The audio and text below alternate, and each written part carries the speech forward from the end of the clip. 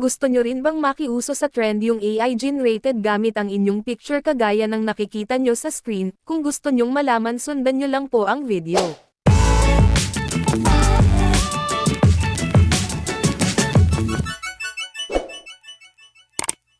Punta lang kayo sa inyong Google Chrome app at e-search ang Gemini AI.